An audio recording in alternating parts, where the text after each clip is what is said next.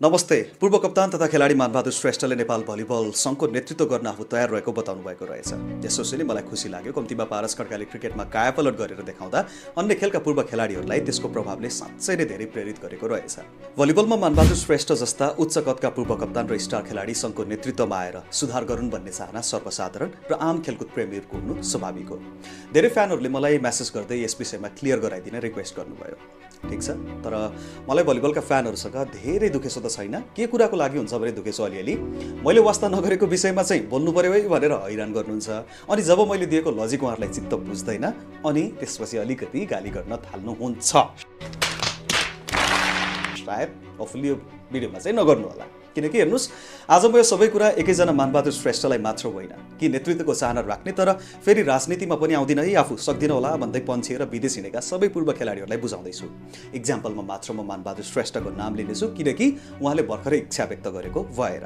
आज कठोर सुनिन सक्छु, तर मैले कठोर भइदिएर भलिबलमा राजनीति छ भन्दै विदेश भाषिएका वा यहीँ रहेर पनि केही गर्ने आँट नगरी खालि कम्प्लेन गर्दै बसेकाहरूको रगतमा सायद अलिकति जोस जाँगर साहस आउँछ भने म कठोर सुनिन तयार छु, केही छैन। आज पनि यहाँ पहिलो कुरा क्लियर गर्छु तपाईँहरूलाई, अलि नराम्रो लाग्ला तर म के कुरामा विश्वास गर्छु भने साँच्चै नै काम गर्ने मेन्टालिटी बनाइसकेका मानिसहरूले सोसल मिडियामा भिडियो बनाएर बस्दैनन्, त्यसको होमवर्कमा जुटिसकेका हुन्छन्। हेर्नुहोस्, मानबहादुर श्रेष्ठको मात्र कुरा होइन कि मैले अनुभव गरेको सामान्य भोगाइ भन्दैछु। मलाई तिर्खा लागेको छ भने मान्नुहोस्, म फेसबुकमा भिडियो हालेर मलाई प्यास लागेको छ, कृपया मलाई कसैले पानी ल्याएर दिनुहोस्, मलाई चाहिएको छ, यो भन्दै मैले समय बर्बाद गर्छु कि पानीको धारा खोज्दै दौडिन्छु त ल भन्नुहोस्। हो त्यस्तै यतिका वर्ष भलिबलमा होमिएको मानबहादुर श्रेष्ठ जस्तो व्यक्तिलाई अवश्य थाहा हुनुपर्छ कि नेपालको भलिबललाई नेतृत्व गर्नको लागि के आवश्यक छ त, कसरी गरिन्छ र त्यसको प्रक्रिया के हो त। सिधा भाषामा भन्नुपर्दा उहाँले आज चाहना राखेर आउनुभयो भने पनि सङ्घमा वैधानिक हिसाबले नेतृत्वमा आउन दशकौँसम्म भित्र बसेर अग्र पङ्क्तिमा काम गर्नुपर्ने हुन्छ। त्यसपछि पनि सबै कुरा मिलाउन र माहौल बनाउन सक्नुभयो भने मात्रै नेतृत्वमा आउन सकिएला। अस्ट्रेलियाबाट फ्यानहरूलाई रिक्वेस्ट गरेर हुँदैन हजुर, यहाँ आएर फिल्डमा गएर राजनीति, कुटनीति, मेहनत सबै गर्न जान्नुपर्छ, नआए सिक्न सक्नुपर्छ। मैले धेरै समर्थकहरूले नबुझेको देखेर छक्क पनि पर्छु। धेरैलाई के लाग्छ भने मानबहादुर श्रेष्ठले भिडियो बनाउनु भयो, अब टक्क भोलि नै आएर सबै कुरा फ्याट्ट भइहाल्छ, भलिबलको अध्यक्ष बनिहाल्नुहुन्छ वा कसैले बनाइदिन्छ, त्यसपछि सबै कुरा झ्यापझुप एकैपटक चाइट। त्यस्तो होइन। हेर्नुहोस्, चाहना राख्नु र अभिव्यक्ति दिनु र त्यसको लागि प्रक्रियाबाट साँच्चै अगाडि बढ्नु धेरै फरक कुरा हुन्। भलिबल सङ्घलाई नेतृत्व गर्ने उहाँको साँच्चै चाहना हो कि होइन त्यो त मलाई थाहा छैन। त्यसको लागि नेपाल आएर रात दिन फिल्डमा खटिन तयार हुनुहुन्छ कि नाइ त्यो पनि म भन्न सक्दिनँ। तर म तपाईँहरूलाई के बुझाइदिन सक्छु कि कोही मानबहादुर श्रेष्ठ वा XYZ जोसुकै आएर पनि कोही कसैले भलिबल सङ्घमा आएर यहाँको पारस खड्का बन्छु भन्ने सोच राख्नु भएको छ भने के गर्नुपर्छ त, कस्तो कस्तो बाटो छन्, कति सम्भव छ र कति अप्ठ्यारो। यहाँ मैले कति सम्भव र कति असम्भव पनि भन्न सक्थेँ, तर कति अप्ठ्यारो मात्र भने, किनकि असम्भव त छँदै छैन। हेर्नुहोस्, आखिर अहिलेका अध्यक्ष जितेन्द्र सर, सम्भावित भविष्यका अध्यक्ष भरत शाह सर सबैजना पूर्व खेलाडीहरू नै हुनुहुन्थ्यो तपाईँहरू जस्तै। उहाँहरूले यो गर्न सक्नुभयो भने अरूले चाहिँ किन नसक्ने त। यही हो कि बाटो भने अप्ठ्यारो छ, हिँड्दा ठेस लागेर लडिएला पनि, तर फेरि उठेर दौडिन सक्छु भन्ने साहस छ भने यो अप्ठ्यारो बाटो तपाईँले हिँड्न सक्नुहुन्छ। छैन भने दुःख नगर्नुहोस्, आफ्नो कम्फर्टेबल जोनमा बस्नुहोस्, रमाउनुहोस्, पैसा कमाउनुहोस्, परिवार पाल्नुहोस्, तनाव नलिनुहोस्। हेर्नुहोस्, म सबै विदेशीका पूर्व खेलाडीहरूलाई भन्दैछु, अब आउँ के गर्नुपर्छ त। तपाईँहरूले साँच्चै सङ्घमा आएर भलिबलको पारस बन्न चाहनुहुन्छ भने नेपालको विद्यमान राजनीति, खेलकुद राजनीति र निर्वाचन प्रणालीको सबैभन्दा ठुलो कठोर सत्य बुझ्नुपर्छ। त्यो हो मैदानमा उत्कृष्ट प्रदर्शन गर्नु, स्टार खेलाडी बन्नु र चुनावमा भोट जित्नु दुई बिल्कुलै फरक बाटो हुन्। यसमा क्लियर हुनुहोस्। पहिला त नेपालको कुनै पनि खेलकुद सङ्घ जस्तै भलिबल सङ्घमा पनि अध्यक्ष जनताले वा फ्यानले सिधै भोट हालेर छान्ने होइन। न स्वयं प्रधानमन्त्री बालेन शाहले नै चाहेर यसलाई फलाना राख भनेर सक्ने विषय पनि होइन। डेलिगेटमा आधारित निर्वाचन हुन्छ। जिल्ला भलिबल सङ्घ र प्रदेश भलिबल सङ्घहरूका प्रतिनिधिहरू नै मतदाता हुन्छन् र उनीहरूले केवल कार्य समितिका अध्यक्ष, महासचिव लगायत अन्य पदाधिकारीहरू चुन्न पाउँछन्। पहिले त यो बुझ्नुहोस् कि नेपाल भलिबल सङ्घको अध्यक्ष बन्नको लागि चाहिने योग्यता के हो त, अब त्यो बुझ्नुहोस् है त। सरल भाषामा बुझाइदिन्छु यसको लागि। पहिले त हो नेपाल भलिबल सङ्घसँग आबद्ध हुनुपर्छ, खेलाडी भएर मात्र हुँदैन। जिल्ला भलिबल सङ्घ, प्रादेशिक भलिबल सङ्घ वा सङ्घले मान्यता दिएका प्रमुख क्लब हुन सक्छन्, संस्था वा वर्तमान कार्य समितिबाट केन्द्रीय साधारण सभाको प्रतिनिधि, डेलिगेट्स, भोटरको रूपमा तपाईँ चयन भएर पहिला सङ्घमा आएको व्यक्ति हुनुपर्छ।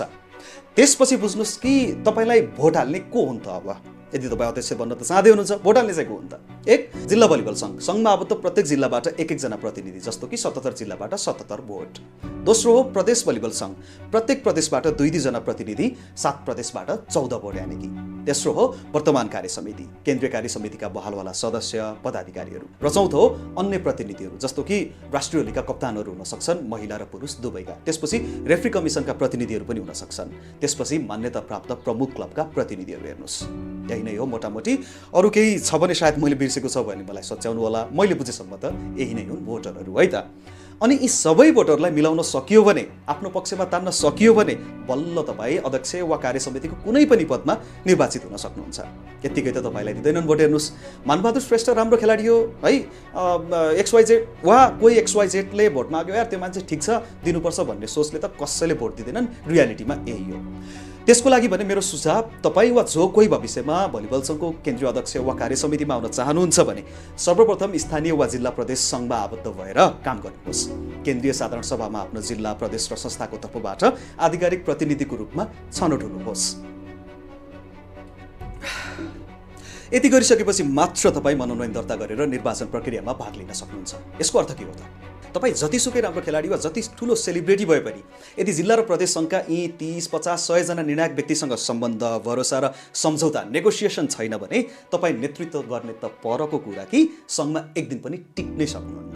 त्यही भएर मैले अघि नै भने यो सम्भव छ, तर सानो तिनो कदमले दुःखले पुग्दैन। अब मानबहादुर श्रेष्ठ केसको लागि तयार हुनुहुन्छ त? वा कोही पनि पूर्व खेलाडीहरू, रेफ्रीहरू, भलिबललाई जसले माया गर्नुहुन्छ, म विकास गर्छु भन्ने चाहना राख्नु भएको छ, के तपाईँहरू तयार हुनुहुन्छ त? प्रश्न गर्नुहोस् आफैलाई। तपाईँहरू त फेरि राजनीति आउँदैन मलाई भनेर भाग्नुहुन्छ होइन? सकिँदैन भनेर हरेस खाएर त जानुभएको विदेश होइन? हेर्नुहोस् त, उहाँहरू पनि त पूर्व खेलाडीहरू हो। तपाईँकै ठाउँ लिएर आउनुभएको अहिलेका सरहरू जो हुनुहुन्छ नेतृत्वमा, उहाँहरू भाग्नु भएन। हेर्नुहोस्, सकिन्छ सोचेर यहाँसम्म वर्षौँसम्म राजनीतिक कुटनीति सिकेरै आउनुभएको छ, माहौल बनाएरै आउनुभएको छ। अब फ्यानहरू सुन्नुहोस्, तपाईँहरूलाई भलिबलमा पनि पारसको स्टार नेतृत्व चाहिएको छ जो सङ्घमा आएर उथल पुथल गरिदियोस्, होइन त? ठिक हो, एकदम ठिक हो। तर त्यही त म भन्दैछु त, पारस खड्का आफै पनि सिधै क्यानको सचिवमा आएका होइनन्। तल्लो तहबाट सुरु गरे, काठमाडौँ जिल्ला क्रिकेट सङ्घको सदस्य बने, आधार बनाए। नेक्स्ट स्टेप थियो बागमती प्रदेश क्रिकेट सङ्घको अध्यक्षमा निर्वाचित हुनु। त्यसपछि मात्र केन्द्रमा आए र त्यही आधारमा उभिएर नै क्यानको सचिव पदमा उम्मेदवारी दिए र लगभग 4 महिनाको अभियानपछि 48 मत ल्याएर सचिव पद जिते पनि। अर्थात् सन्यास लिएको 2 वर्षभित्रै उनी पूर्व खेलाडीबाट सङ्गठनको भित्री सदस्य बनिसकेका थिए, कोर मेम्बर, अनि मात्र नेतृत्वमा पुगे। यसलाई भनिन्छ वास्तविक चाहना। हेर्नुहोस्, एउटा दिगो मोडेल बनाएर उनी भिजन बनाएर हिँडे, एउटा भिडियोको भरमा होइन, सर्टकट होइन। नत्र सोसियल मिडियामा के उनको फ्यान फलोइङ कम थियो होला त? होइन, हाले त भिडियो कहिले पारस खड्काले सिधा पत्रकार सम्मेलन गरिदिए, घोषणा गरे बरु म जान्छु चुनावमा। ठ्याक्कै यस्तै भलिबलमा पनि मानबहादुर श्रेष्ठ वा कुनै पनि पूर्व खेलाडीको लागि सम्भावित बाटोहरू के हुन सक्छन्, यसको पनि म तपाईँलाई थोरै डिटेल दिन्छु।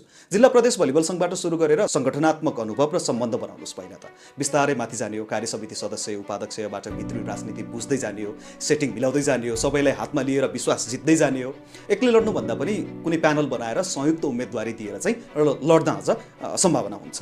खेलाडी अनुहार अगाडि छ, तर सङ्गठनात्मक भोट व्यवस्थापन जान्नेको व्यक्ति तपाईँको पछाडि हुनुपर्छ। जस्तो कि तपाईँ बालेन हुनुहुन्छ भने आफ्नो कुमार बेन खोज्ने वा बनाउने काम तपाईँकै हो। नेतृत्व गर्न समय, धैर्य र भित्री सम्बन्ध सबै चाहिन्छ, तीनवटै एक साथ चाहिन्छ।